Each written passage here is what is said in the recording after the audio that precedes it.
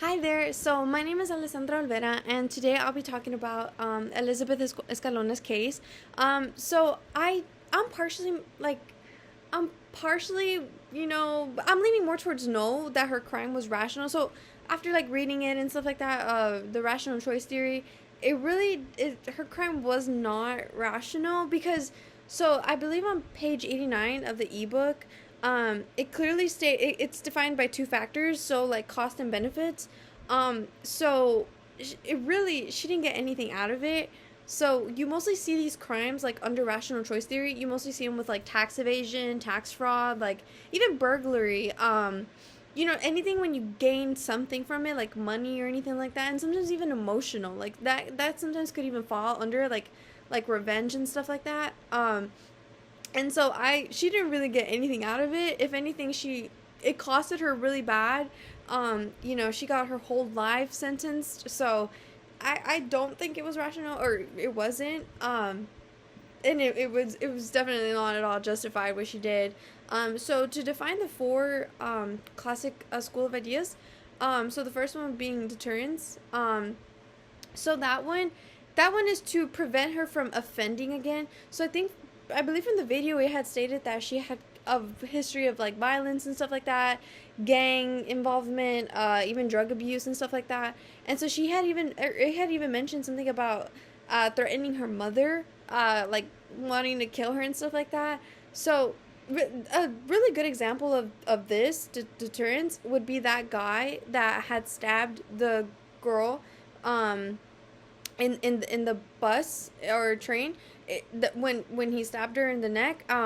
So he had a history of like violence, and like, even his family had said like why the justice system had failed him, and like why he wasn't getting help that he needed, or rehabilitation and stuff like that. And so if this justice system had actually done its job and helped him out a little bit more, that crime more than likely would have been prevented, and she still would have been alive and stuff.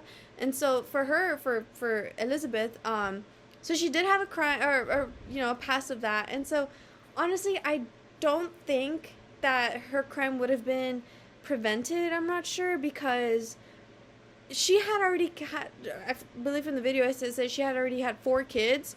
And so if she had already gone through a couple kids, you can't really see the fourth one being, to this extent, being abused and stuff like that. Because if nothing had happened, or at least from the 3 other kids, then how would you know that it would happen? So I'm not really sure that the crime could have been avoided. But definitely her sentence, crime will definitely be avoided from her. Not definitely not committed again, because 99 years is kind of crazy. So proportionality. And so this one is really like, does the punishment match the crime? So from everything that had happened to the daughter, brain bleed, or even in a coma, that one was absolutely insane. However, there's some argue that rehabilitation is extremely important, that the offender is also that they need help as well and stuff like that. And so some do argue that, like, okay, well, even the mom had clearly stated, or like vouched for her, saying that that she could still help herself, and that eligible for parole and stuff like that, even though her own daughter Elizabeth threatened her mother's life. So that one is like a little like, like, I'm not sure. The certainty of the punishment. So it's 100% that she did it. She had admitted to it and stuff like that. And so that one is partially justified a little bit, because we didn't really see it coming, but she did it. So and then you have celerity, which, that one I had to research it a little bit more. And so I guess the assault happened in 2011, and so she didn't receive, or she wasn't sentenced till 2 years later.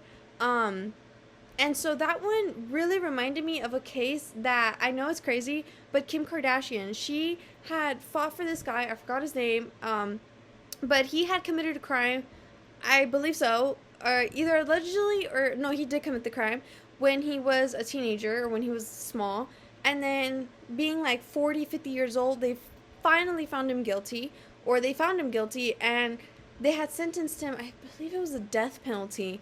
So that is a really good example to define this celerity, because it's like it was years later. He went through a whole mature adulthood and everything to just receive the death penalty and stuff like that. So I think that was I forgot his name, but that one was a really big news for a while that had happened.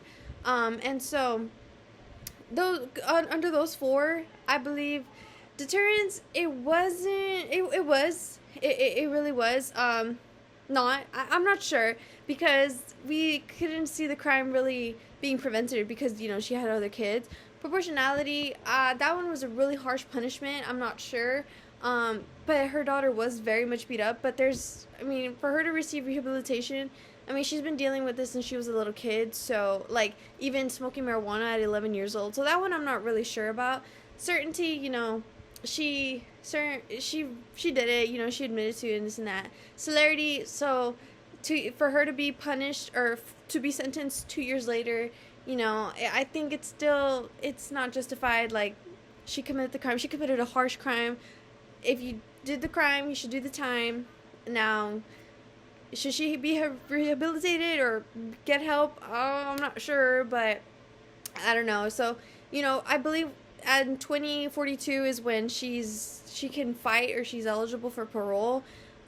So until then, we can see. But for now, just stay in prison. Just do her time. Anyway, so that was my standpoint in during this case. It was a very interesting case. Very sad too. I'm glad the daughter received justice, or not justice, well, sort of, but now that the mom is in prison. But yeah, thank you.